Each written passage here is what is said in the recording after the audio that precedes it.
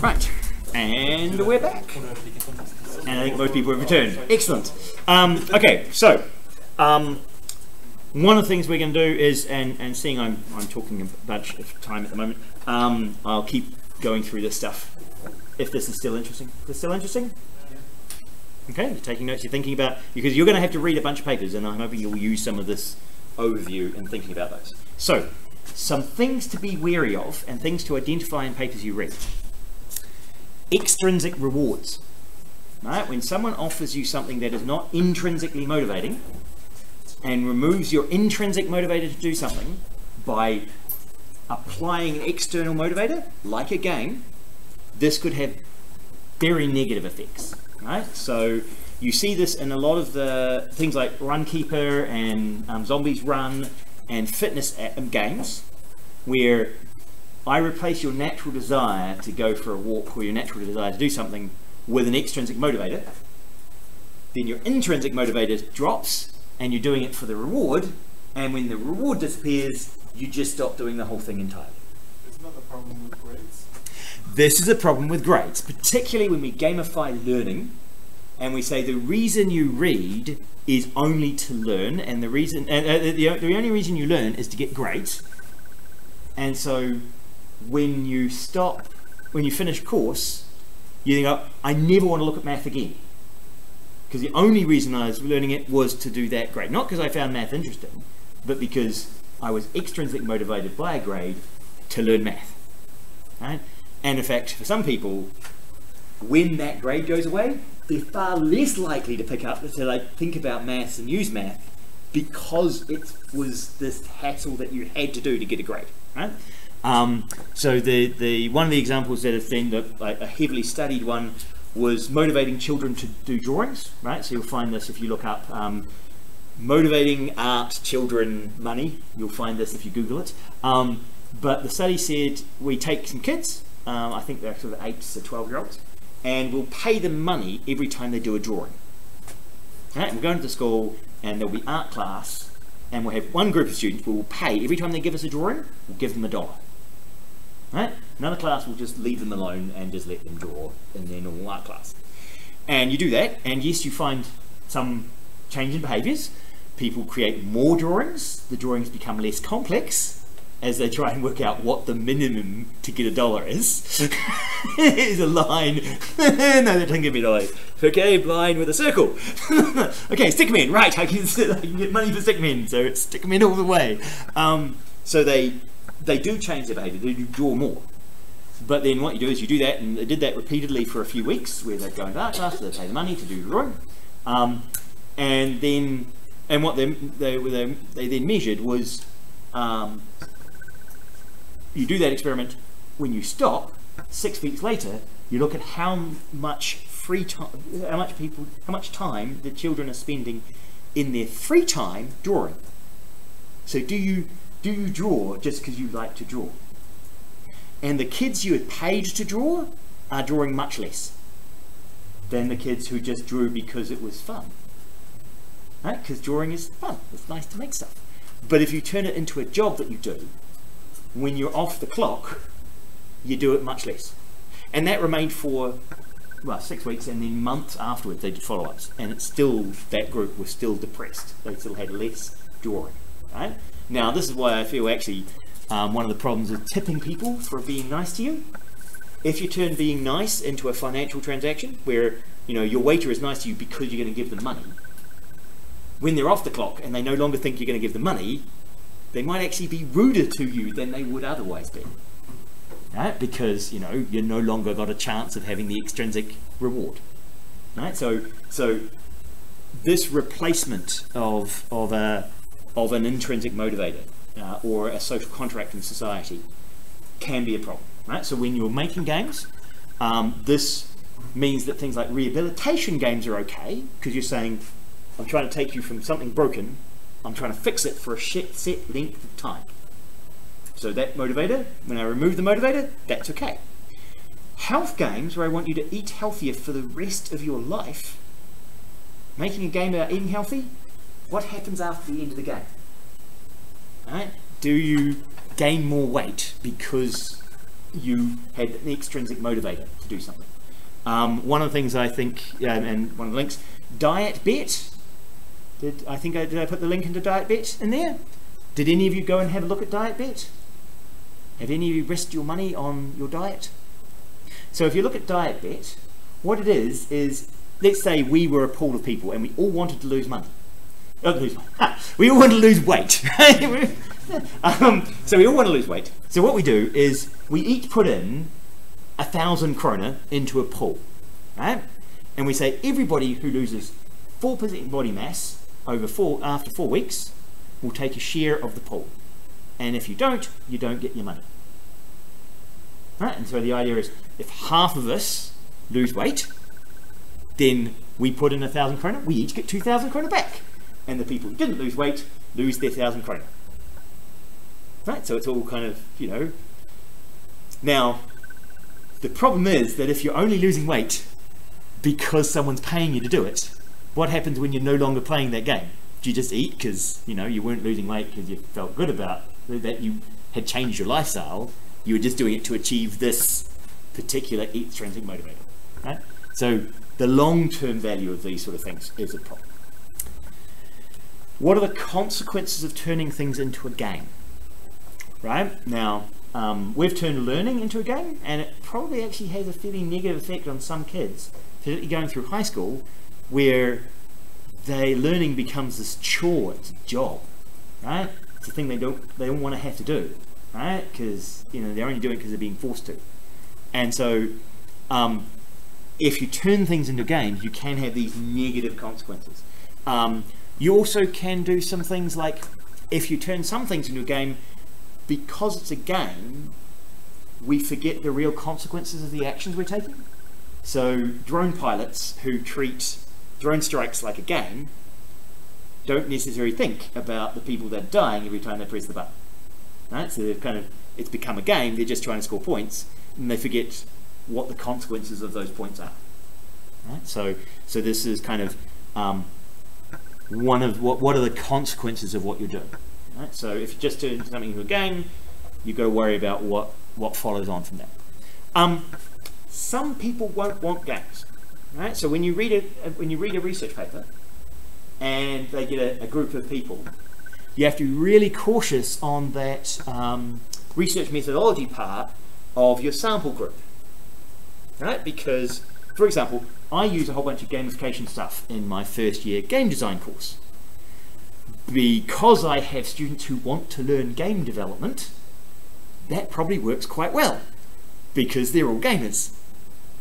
If I applied that to the nursing group, they might go, what the? I'm trying to learn here, and why are you making a game out of it? Right? Now, if I ask you to choose, you can either do this game or not, and then I ask you, did you enjoy the game? You might say, well, yes. And the people who chose not to do the game, and I say, and I test their performance and test them, and people who played the game think the game is good, so the game should be applied to everybody. But there were a whole bunch of people who just didn't want to do it. If I take the people who chose to be in the group and use them as the sample of the population, that's not a good sample. It's a self-selecting sample. Right? And so people who have opted out of the game have to also be recognised. People who are alienated by making it a game. One of the research papers some of you can look at during the semester will be on Fold It, the protein folding game, right? So game science.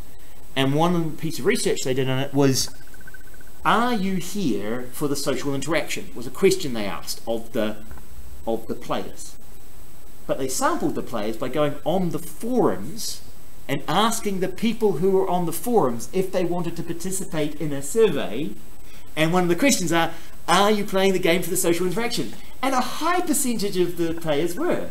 And a high percentage of the players who were on the forums and interacting socially with other players were playing the game for social interaction.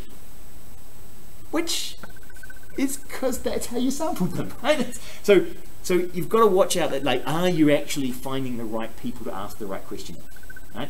And of the people, if you take an activity and turn it into a game, is there a group of people don't want to be social, don't want to be competitive, or it's the wrong kind of game for them, right? Are you, like, you're not making one perfect game for everybody, right? So there are some people who will be turned off by the thing you do. Also, you'll find some people who are trying to write research papers, and so they're trying to get it into a game thing, and so there's, right, how do we make a game, right? We had points, badge, leaderboard, tick those boxes, right, it's game, yay, now let's do research. And they don't actually, they're not trying to understand motivation, they're not understanding what makes a game a good game, and they're not interested in this like playfulness or in agency and competence and relatedness. They're saying, no, we've added points, we've got badges, we have a leaderboard, it's now a game, we're done. Right? And they're just kind of ticking the boxes, and they're kind of, yeah, they've read a book on gamification, and then they're just applying the rules they saw in the book without thinking. Right? So ticking the boxes. Now, some of you do that for your research methodologies. Right? You don't really understand why the stats work the way they do. You've just been told, you know, in this situation, apply this rule. So you don't understand how the stats work. You just know I have these numbers to plug in. I plug them into the stats give me this number out. Woohoo! I'm done. How do the stats work? I don't know how it works. It just, you know, it says it was significant. That's how most people do statistics. And if you're wanting to ask somebody about statistics, asking one of you guys who is just plugging the numbers in and getting the numbers out, you probably can't explain the underlying mechanics of the statistical system. And if I was asking you to create a new kind of statistical system, that's not what you guys do, right? No, I'm a user. I don't create statistical systems, right? So there's that kind of, where are you at in your creativity? Are you just applying a set of rules and not understanding them? Or are you trying to dig in to deeply appreciate games? So, where to? One of the things we're going to look at is what can be gamified. So there's a whole bunch of people gamifying almost every aspect of life. I've seen they were one who was gamifying relationships. So you score points for things like every time you say "I love you" to your partner, you get some points, and you buy them dinner, you get some points. You sort of make lunch for them, you get points. And one of the guys who was playing this game was doing a blog post on the. Yeah, one night he rolled over and he said, "I love you" to his girlfriend, and she said, "You're just doing that for the points." And it kind of, so, yeah, okay, so maybe there are some things you don't necessarily want to make extrinsically motivated. You don't want to make a game out of. Do you really want to turn your entire life into a game? Or are there things you don't want to gamify? So one of the things when you start looking at education and health, are there things in health that you don't want to turn into games? Right? Are they too serious potentially for you, or is everything acceptable? Right? Now I don't have an answer for that, because for some people, making a game out of their health care is a good thing to do. Right? In fact, one of the interesting approaches that I've seen, which I think is a neat way of doing this, is not making a game for a condition, but you get the people who have a health condition to make a game. And it's the process of making the game that helps them understand the choices they have.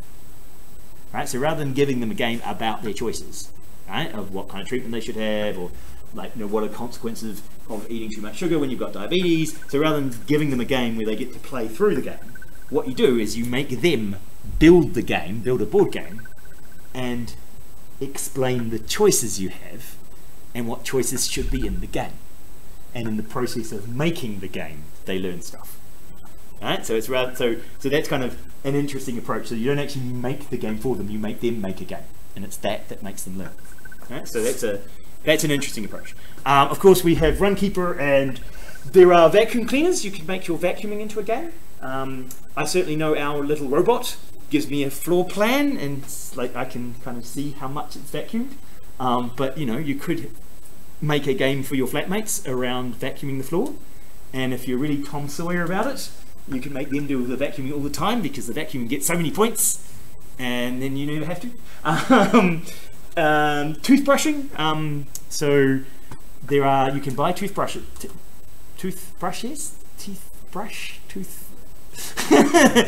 more than one type of toothbrush that will score you on how well you're brushing your teeth. right? And it has an accelerometer in it to work out whether you're brushing this side and then that side and the top and the bottom and things, right? So it's kind of trying to work out how well you're doing. How do you deal with, I don't know if we actually covered that with the problems with unification, but how do you then deal with sort of like self-cheating? That you'll just shake the toothbrush. Cheating is a great issue in games, right? And it's one of the things that we can, well, I will get to when I talk about alignments, but I'll try and move a wee bit faster. But yeah, cheating, big issue, right? So one of the things I want you guys to think about is, in all the games you read, how do you cheat in the game, right? It's a very relevant question. And for every game, how do you cheat in university? Well, you plagiarize, you copy answers down, you have things in your exam. Those are all cheating the game of education, right? So that you didn't have to do the thing they want you to, which is learn. You just want to get the points, which is the grade. Right? So yeah, so self-cheating on games that you benefit, but certainly if it's an extrinsic game, really motivating to cheat, right? Which is why we have so many rules around cheating in education, because we know the game is not like the game is so. That's very fun. It's not very fun, right? It's not well designed, right? We're not doing it right. We're not as entertaining as we should be. There's an interesting movement where you guys would only pay us if you felt we were useful, right?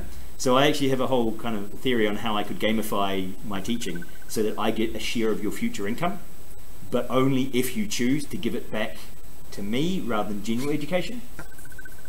Alright, so your taxes go to general education or come back to me, and you get that choice. So if I'm not good, I don't get money. Right, so if I'm valuable and I help you get a great career, then I get some share of that. If I'm not useful, I don't. So this was Jesse Schell. I like Jesse Schell. He's an interesting guy and an interesting designer. So he was doing a kind of a path from social networking through types of games, all the way to whole life tracking and the game apocalypse where everything is game. Right? There is nothing left. Everything you do all the time is game, and trying to work out where along this path we are. And so social networking, microtransactions, we've got there advergaming, certainly doing that. Retail gaming, you guys have probably given points for buying things. A lot of extrinsic rewards. As we're starting moving into disposable sensors, the gamification of beauty, so that's kind of in the do you get points for being pretty and pretty things, right? And so trying to gamify things as you get more customization, eye tracking, the issues on gamifying authenticity and geo tracking. So he kind of said all these things on the path to this game apocalypse. And bits of these we've got. So we've got some speech recognition, we've got a bunch of portable sensors. We are doing a bunch of quantitative design. Most of your Facebook games now are not designed by human beings. They're designed by the numbers, by how often people play, rather than by a human feeling inspired. So when you look at the game, I would be interested in you guys thinking about who created the game, who's making games, and why they're making these games. Right? Are they making the game purely because they want more money? Right? Is this commercially motivated? And the reason they're doing this research is to work out how they make more money from people. Right? Are they doing it because they love games and they just want everybody to be happy? Right? And games are lovely and games are fun and we want people to have a better life. Are they doing it because it's an artistic project and it's a way of expressing themselves? Right? So they don't really care about the player, they don't really care about the money they make. This is a self-expression. Or are they interested in the whole of society and making society a better place, right? So are you making it out of sort of love for games, or are you making it because games are a way of making the world a better place, and so my goal is to make the world a better place, right? So there was, and each of these motivations can kind of lead to slightly different attitude towards part of the game, right? So for people who want to make the world a better place, or who just love games, or are artistic, they probably don't care about trying to build in Skinner box reward structures to try and get you to get as much money out of you as possible. Right? They're unlikely to add those mechanics because they're just not interested in the amount of money they make. Right? They're doing it because they love games and they want to make games, or they're doing it because this is an artistic expression. So, if we have a look at serious games, we have various categories. So, And so these are the categories. We kind of mentioned these health and education. I thought I'd make that more explicit. So in education games, we have some PhDs and master students, and we have the Vives and VR systems. We have education and health, physical, mental, and social health. Right. So I kind of break this down into different types of health, and you can see some things. There are overlaps, and we have in here. So Sparks was the depression game, and Remission was a game for cancer. Right, so they were both about health. We Fit is a fitness game. You'll find some games are called fitness games because they want to avoid the whole health label. But there are also games on the cognitive end. Are any of you playing Lumosity or any of the cognitive fitness games? So you played Lumosity in the past? So you tried. Did any of you try Elevate? Did you put it on your mobile phone? Did you feel smarter? No. Yeah. I was yet, but I mean, you haven't played enough, yeah. So maybe we'll see, right? Maybe over the semester you play it and suddenly you'll become a genius. But interesting, there are some studies if you're interested in the cognitive games for cognitive health. Portal 2 seems to be a better game for cognitive health than the Lumosity targeted cognitive games. So they got people to play Portal 2 or play Lumosity and then tested them on executive function and cognitive ability. And the people playing Portal 2 ended up being better than the people who are playing the Lumosity brain training stuff. Because apparently Portal 2 is a better game. So yeah, and better for your mental kind of understanding because it requires quite a lot of thinking about how the portals work. So we also have games for science. The two big ones that were out there are Foldit and iWire. iWire is doing cognitive science, and you guys get to map out neurons and try and work out neuronal pathways. And most of the job is done by computer vision systems, but when it gets tricky, it asks humans to try and work out the tricky bits. Right? And so you play the game, and there are a few hundred people playing this and a few thousand people playing this. Right? So they're not massive, but they do exist. Social change, I consider the Olympics a game for social change. So the Lillehammer had the Youth Olympics in 16. That was a game for social change. Right? The Olympics are a social change charter. So they're trying to make society a better place. And you also get like organisations in Norway will also fund game competitions or try and make games to help their constituents, if that's the right phrase. Games for training, so there is some simulator games. The group we have in Nome High School are wanting to use VR games to train teenagers to use digging equipment and the big lorries and with the dump trucks properly, because apparently it's very expensive when they get it wrong, and they regularly do, and they break the equipment, and then it costs them a lot to fix the equipment. So yeah, they want to have virtual training and game to get them trained before they go in the real deal. And as I said, some of you watched propaganda games. So who watched the extra credits propaganda video? Okay, they're good students. By definition, only good students watch the video. You're a good student? No, you didn't watch the video. Not a good student. So propaganda and kind of trying to control people by making a game out of doing activities. So the extra credits video talks about an idea of a game and kind of a start testing of a game, where you got points for basically doing what you're told, being a good citizen, and then that had a network effect. So in the social network, if you were friends with good citizens, you got points. If you were friends with people who were bad citizens, you lost points. Right? So to try and motivate you to spend time and do good things and be around other people who are good citizens. Right? And then do this with all your purchasing, Alibaba involved, and all your purchasing and all of your government information, and kind of, you know, collected that is to identify good citizens and give them points. So you could see, oh, you're a good citizen, I want to be your friend, so I can get some of your points. And, you know, my cousin, who is a bit disruptive and says nasty things about the government, I'm going to disassociate because they've got no points, and so I don't want to get low points.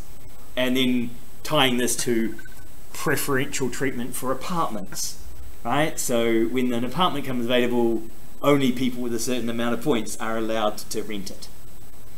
So if you want to get into the right job, or you want to get into the right school, your parents have to have the right number of social points to get in, right?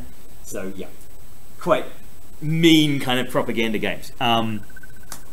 Yeah, we could go in that direction. That's something that could happen. So there's still beta whether China will actually do anything like that, but some back ends of social networking systems do seem to do a bunch of that, right? And a bunch of connections.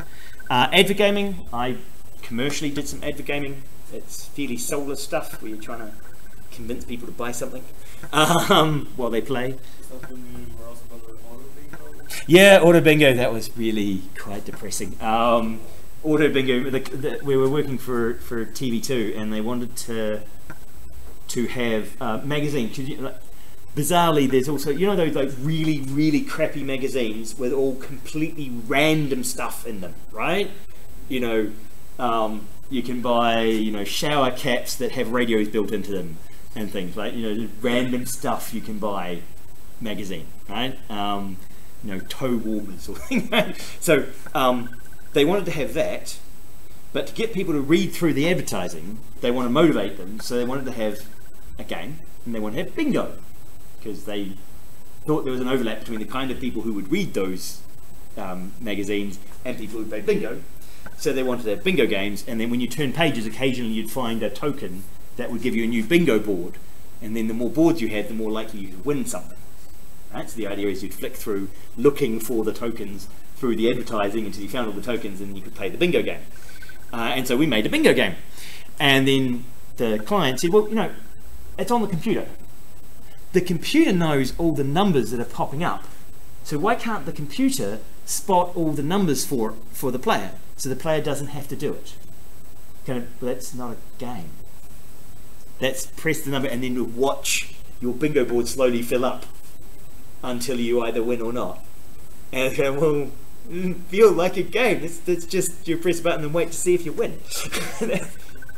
That's not what we thought a game was, right? So yeah, it's soulless, and that's what the client wanted. So I made a version that was that. Felt soul destroying as a game developer to make non-games. Games as work, sometimes called exploitationware, where I turn your work into a game and make you do work for no pay, right? Because it's a game and it's fun, right? Yeah, this could be quite exploitative, right? And so just using a Skinner box to try and motivate people to do things for you that they don't intend to do. So the Tom Sawyer Huckleberry Finn, you guys read that in school maybe, or read it personally? The idea that, you know, if you say, oh yeah, no, I'll paint the fence because, you know, it's so much fun painting the fence. Oh no, let me do it. No, it's too hard for you. It's, I mean, you know, this is for big kids. You know, oh, can I? Okay, there you go. I'll let you do it. And they're kind of changing the framework around an activity from being something you're paid to do to something you want to do, right? And manipulating people. So you see that in games activities. And games as production, where you actually do your job, but it's a game, right? So for example, if the drone pilots have a game interface, they're doing their job as a game. It's their job to be drone pilots, and they score points, and they're drone pilots, right? So they're not doing it to train, and they're not doing it as like for work, but they're kind of producing something in the game, right? So yeah. So there are all these areas. We're going.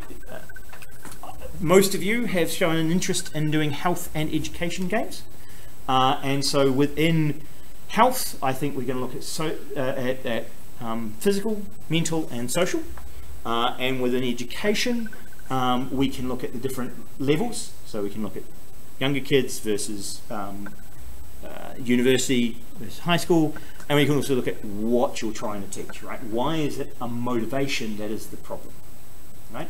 Because games are good at changing motivation. So when you do research and you look at what people have been doing, it's about saying how are they affecting the motivation of their players to be better. Now, the last bit before we end, I've got a few more slides here. Going into that motivation aspect, if we look at a game, usually when we talk about changing behaviours, but in education, because you guys are interested in education, we look at having a context, you play the game, and then you do something after the game, potentially with a teacher, right? So this idea is that if you're in class, then that gives a context to the game you're playing. Right? Usually there is a context, and so in class, you can get away with a really bad game if it's in class. At least it's better than the textbook, right? So by contrast, you don't have to be a AAA game, you just have to be better than the other thing they had to do. By also telling people what is the context of this activity, what are you trying to achieve by playing this game, rather than just say play the game and see what it does. If you say, right, you're trying to learn about triangles in this game, so it gives them something to think about. That can help with the game and the learning. We have this thing called a during action review, which is while you're playing, you stop and think about what you're doing. Right? So that could be at the end of a level, it could be just pause the game and then think about what you're learning out of it. This helps extract things out of the game into the real world. Right? So if you're doing a health game, you could stop and think about the health benefits. Education, stop, think about the health benefits. After the game's ended, you can do an after action review or a reflection period. You guys are all doing expert in teams, and you do this every freaking day with your group work. You'll be writing reflections and reflecting on how the group went, right? So this is kind of the activity followed by a reflection period, right? That can help a lot with games. So when you read a paper, see if they just play a game or if they actually have an explicit period where they get the students or the people who are trying to change their health outcomes time to review and reflect what they've done in the game. When we're looking at learning, we will ask questions, how have they measured the learning? Right? Is it with a standard exam? Because games might not be good at teaching you what is in a standard exam. In fact, one of the arguments is that lectures and exams have co-evolved. So that, you know, in my lectures, I teach you what's going to be in the exam, and the exam, I measure what was in the lectures. If I then replace some of those lectures with a game that teaches you a whole bunch of other things, then it's not perfectly tailored to make you improve in the exam. And they found this in China. They had a maths game, and the kids played it, and they did tests. So they asked them questions, and the kids were more engaged with math. They wanted to be mathematicians in the future. They were interested in studying more math, but they didn't do better in the exam. And so they dropped the game because it wasn't improving exam marks, because that was how you measured things, is you measured by exam performance. So if you don't get better in exam, you weren't learning.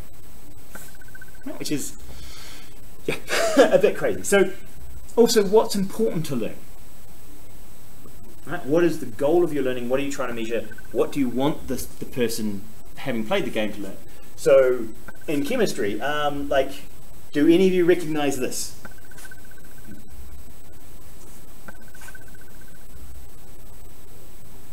Nope. So it's photosynthesis. Right? So this is this is part of the carbon cycle. So here you see a carbon dioxide coming in to a chlorophyll, and it through an enzyme and water and the sun, it actually attaches the carbon dioxide in here, breaks it open, makes two new copies that then go off and become cells. And this is all the small part here, which is in the wider cycle. And here, this is the full carbon cycle. Right? Now, one of the things I say that you guys probably didn't do well when you were at school is learn what wood is made of. Wood is made of? Carbon. Carbon. Where does the carbon come from? The air. So wood is solidified air. So when the air comes into a forest, it gets lighter as it passes through the forest because the forest is sucking carbon out of the air to make the wood that is the trees. Right? And so when you burn a piece of wood, you turn the solid back into gas. Yeah. Right? That's the carbon cycle. That's why we talk about carbon dioxide weight, because it's physical weight, because we take the carbon out. And a lot of people learn photosynthesis but never learn an actual carbon cycle because they just learn in independent silos of things. So like when you're doing math, you're always just like always focus on getting to the answer and just memorizing rules instead of understanding what's actually going on. Yes, yeah. And so what you're learning, and games are quite good at doing connections between things because they're good at teaching you systems that interact. Not so good at teaching you individual facts, right? So if you're trying to teach individual pieces of knowledge, lectures are probably okay. It teaches you individual pieces of knowledge. Games is a little like teaching knowledge in games, trivial, like you can do Trivial Pursuit, but it's not really the focus of games. Isn't really teaching you knowledge. Skills, lectures are really bad at teaching you skills, right? Games, yeah, games can teach you particular skills. That's potentially possible. General competence, being generally better at stuff, I probably can't, by lecturing you, turn you into good people. And I probably can't make a game that makes you into a good person, makes you care about each other. Right? So general competence and generalized abilities might be hard to teach in a game. But skills, system thinking, might be reasonable to teach in a game. And so it's the system thinking that I also want you to think, are the games you're making trying to teach pieces of knowledge that might be better taught just as facts? Or are they got the system, they're trying to teach dynamics, the way things interact by having you interact with things. Right? So what are they trying to teach? How are they trying to influence people? And the last one, before I let you go, is because it's now 2 o'clock.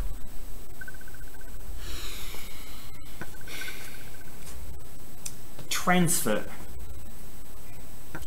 Does being good in the game result in being good in real life?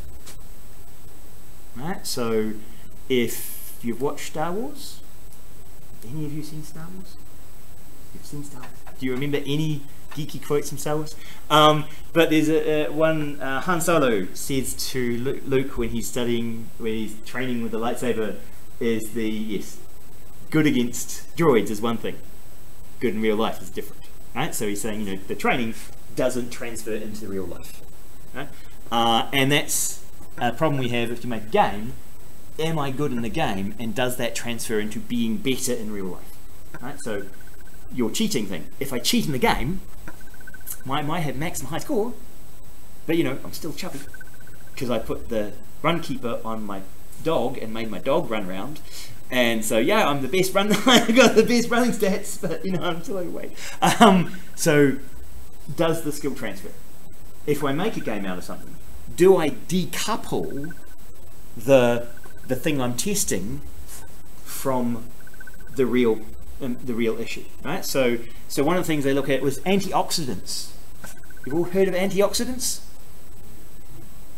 And they're supposed to be good for you. Antioxidants. No evidence that antioxidants are good for you. Fruit and vegetable have lots of antioxidants. Eating lots of fruits and vegetables are good for you. Therefore, eating lots of antioxidants are good for you. So, well, no, maybe not, right? Just because people who eat good things for them get lots of antioxidants doesn't mean it's the antioxidants that are good for you, right? And the classic example is, if you want your children to be tall, make them play basketball. Because, the best people at basketball are tall. And if you make your kids play basketball, therefore they'll get tall. No, the wrong way around, right? It's not how the transfer works in that case, right? And, you know, is there short-term versus long-term transfer? Right? Does this make you better just right now, or does it make you better for a long time? Right? So how things transfer, understanding the relationships. If I make you do something more, so, you know, if I look at rich people and say, rich people drink a lot of champagne. Therefore, I'm going to make people drink more champagne because it will make them wealthier. No, the champagne's the side effect of being wealthy. So when you go into looking at these, look at how does being good in the game transfer into real life? What kind of testing are they doing? How do you demonstrate the game? Right? So how do you test it? How do you know that the game is actually making you better at real life things rather than just better at the test? Right? So if I have an arm curl as a measure of general fitness, right? Because, you know, if I measure there is probably a correlation between your curl strength and your general fitness. But once I start measuring you that way, and you guys all go and practice your curl strength, it's suddenly your curl strength no longer has anything to do with whether you're generally fit, because you've started training on that one thing. Right? So these kind of subtle side effects. Look at the papers you read. See if what they're testing is a real life thing. Try and understand the metrics they're using, how they're testing things, why they're testing them. Is this sensible to test? And relate it back to real life and transfer. The last slide is alignment. Now, I missed out this last year a bit.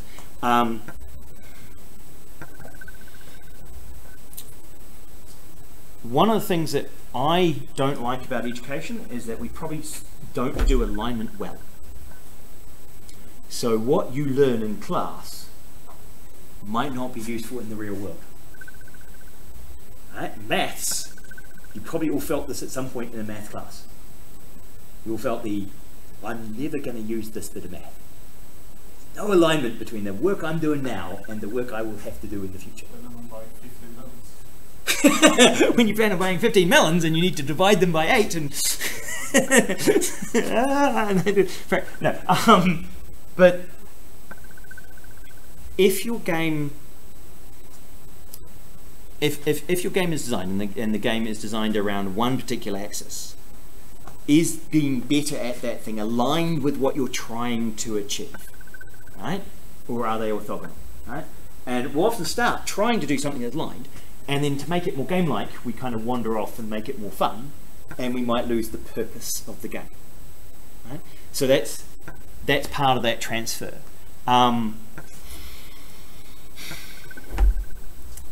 One of the challenges as a parent is when you tell your kids to do things, if you punish them heavily every time they run out on the road, do they learn not to run on the road, or do they learn to not let you see them run on the road? Right? Sometimes it's the second, right? They learn not to get caught rather than the thing they were doing was bad, right? And that would be where the punishment, the reinforcement I'm using, is no longer aligned with my objective, because my objective is not, I don't want to see my kids running on the road. And, you know, I'll achieve that by punishing them, because then I'll never see them running on the road. I won't stop them running on the road, they'll just do it when I'm not there. So you kind of have to work out what is your actual goal, and how do you make being good in the game align with that actual goal. And when you read research papers, can you find where they might have lost alignment, where being good in the game is no longer being good at what they're trying to achieve, right? So being good at the game might not make you healthier, and certainly the diet bet, you can probably be quite good at the game without having a healthy lifestyle, right? And so I think the alignment there has become broken. For education, being a good student, there's a bunch of things you can do to get high grades in courses, which aren't necessarily meaning you're learning everything you should. Right? So you guys have probably learned to play the game of education quite well. So do any of you study before an exam? Cheaters! Cheaters! You're all cheating! Right? Because, you know, you are manipulating the way I measure you by studying hard before the exam. right? Because my test should be, how good are you at this subject?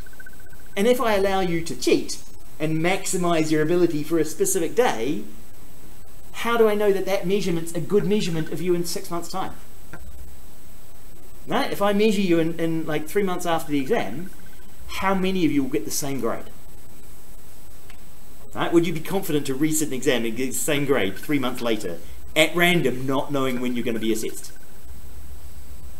Some of you, no way would you get anywhere near it. You crammed it all in, you held it there, you got it out, and whoo, done. Right? That means my exam is pointless, because I'm not testing how much you know, I'm testing how much you can cram in and hold in your head for a day. Right? So if I wanted to have alignment in my course with my goal, which is you integrating and knowing this stuff, then my exam should be what I would like my exam to be, which would be, I will call you at some time between the 1st of November and the 1st of January, and like the end of January, or for this course, let's say from the 1st of May through to the 1st of August. Right, sometime during the summer, I'll ring you up and talk to you for 10 minutes about serious games. And that's your grade. But it's still just studying in that period. But you know, I'm trying to make it It's longer. It's like, and you have no idea when it's going to happen, right? So you just have to integrate it into your daily thinking to know about game stuff. Yeah, and then drop. Right, done. Put it away. Yeah, so you could still manipulate that system, but the idea is I try and make it harder to manipulate, right? But at the moment, if you study for exams, you're manipulating the alignment of, is the game making you know this stuff well? Or have you worked out how to play the game so that you can score well without having learned stuff? Right? And all of you who study and cram for an exam, you're all cheating, right? You're all breaking the alignment between the game of education and the goal of education, which is that you should learn stuff, right? And be able to use it later in life. But the way we set up our game means that the best behavior is to cheat. Right? That's how you do well in this game, is by cheating. And in fact, we tell you how to cheat, and we encourage you to cheat. And you know, we give you study techniques on how to cheat. You use old exams. We give you old exams so you can work out how to even cheat better. You might not change them to make it easier to cheat out the knowledge, right? So that is where alignment of have you learned stuff versus how the game works might have broken down, right? Now, you probably don't think of studying as cheating, but in some sense, if my test is about how much you've learned and integrated into normal ways of thinking, then you are breaking the way I measure your performance.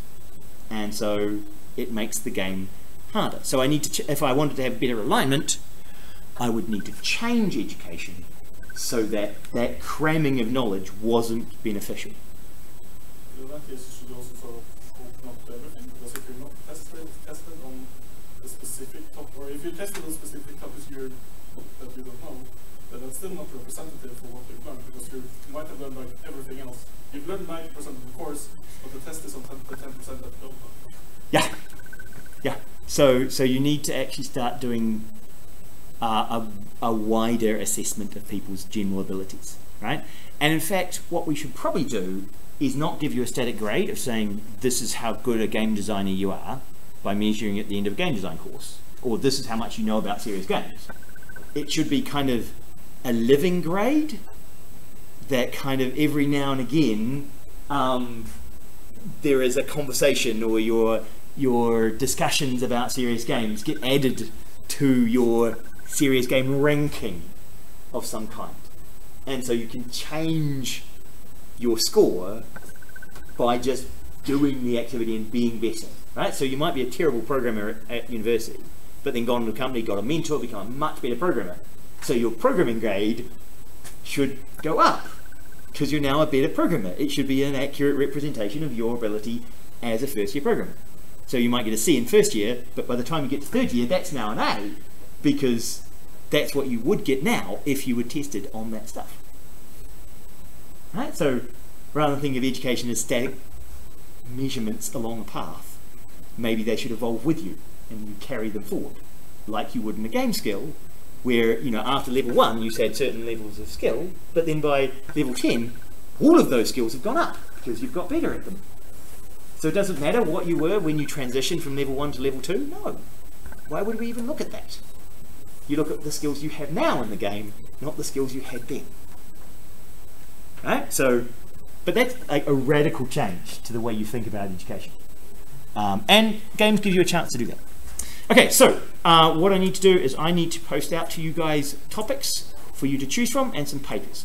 I will be doing this in the IXC.no curate system, and we'll start using that. We'll be using that from next week, and we'll have plan is to have Runa present, but if he doesn't, I'll have to present some specific papers on games for education. And this week, I'll get you guys to pick new topics for yourself to start reading.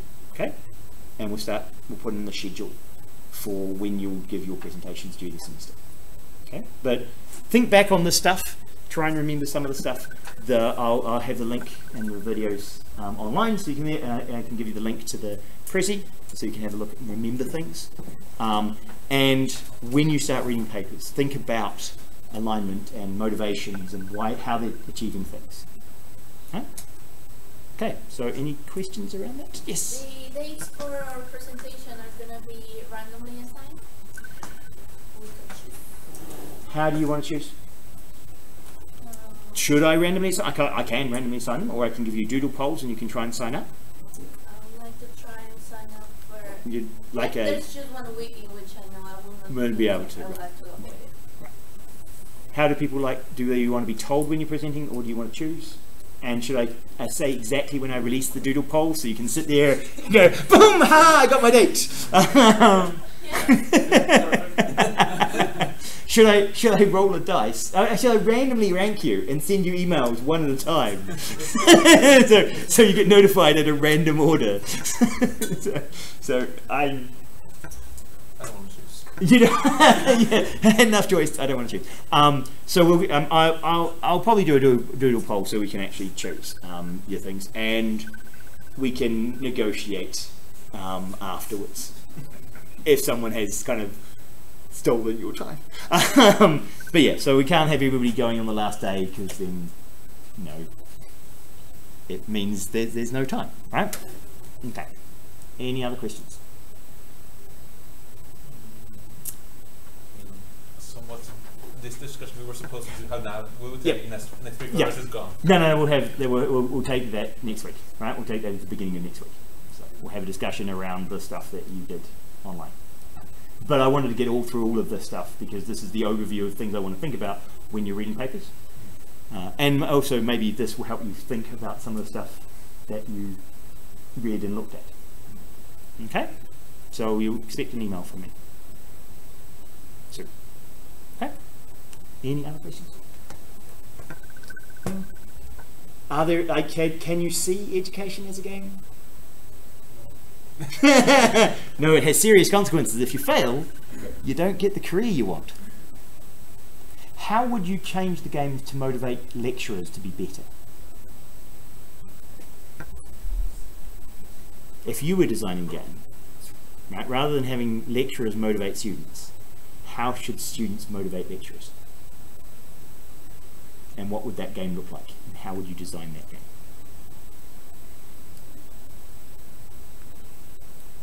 Okay, so think about that.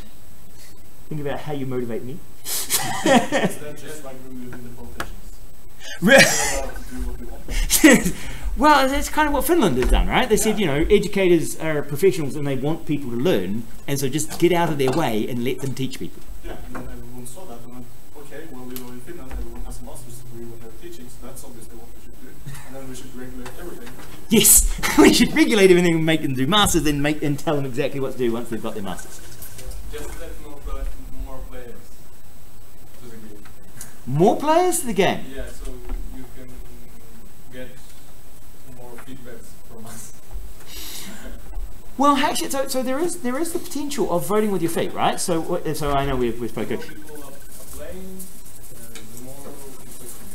So yeah, well, so one of the interesting things with lecturers, right? If there were 6 different lecturers who were all teaching this course, and you guys could vote with your feet who was the most interesting lecturer to follow, right?